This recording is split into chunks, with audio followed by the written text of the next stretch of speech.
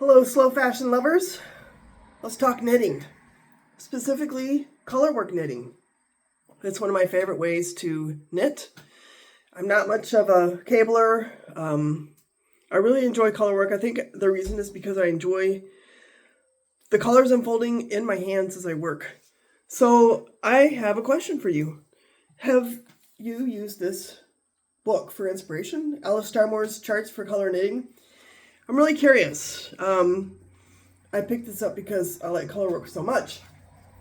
And you can even tell from the back cover how much inspiration is actually in here. It's, page after page of graphic designs.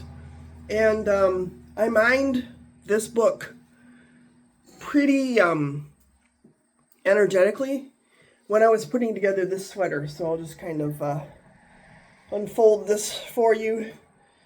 And not all of the motifs for this sweater came from Alice Starmore, but a number of them did.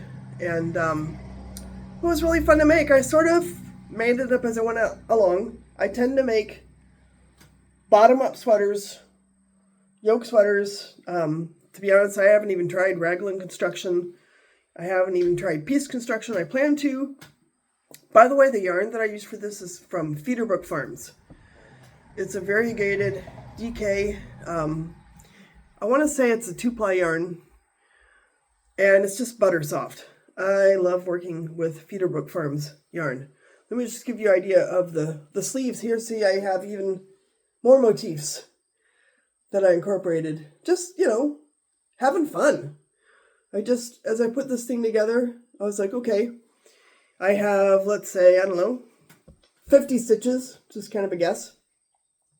So I'm going to find a motif that's 25 stitches across and repeat it. Or in the case of the body, maybe I have, 240 stitches, whatever. Let's find a motif that I can repeat 8 times across that width and do some math. I had to get out the calculator, especially with the increases in the arms. I had to incorporate different motifs towards the top from what I incorporated at the bottom. And I did make generous use of Starmore as I was doing this. The variegations in the yarn are kind of interesting because the way they pulled, sometimes you really get a big contrast. Here in the back you can see the design is really clear. It's kind of lovebirds. But then there are other spots where it's a little bit less clear. We have light colors on light colors or dark colors on dark colors, which personally I think is kind of fun. To me, that's this improvisatory surprise that resulted when I used this arguably self-striping yarn. It's not really striping, right? It just, it shifts color throughout the whole skein with these colorwork designs. It's mainly birds. I really wanted this to focus on birds, so I kind of call it my bird sweater. I didn't map out the motifs from the get-go. Every time I finished one row, I changed. And then I was like, okay, regroup. Now what I'm going to do. That made it even more fun.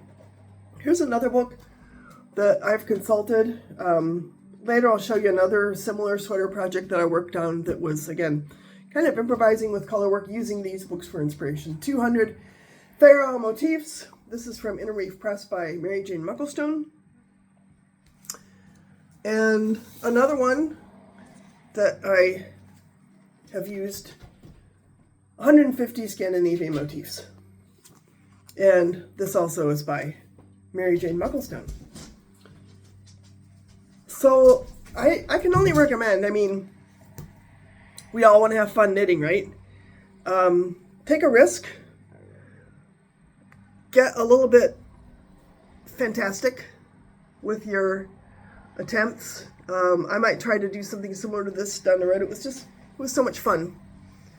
And it's fun to wear. People are sort of astonished, they're like, wow, you made that? And I'm like, yeah, you're not going to find this in the store. This is slow fashion at its best. And again, the yarn was just a pleasure to work with. Let me know what you think. I'd be really curious. Have you ever worked with these sorts of directories of color motifs to enhance your knitting experience? If so, let me know what you came up with and how it went for you. thanks for listening, and have a great day. Bye.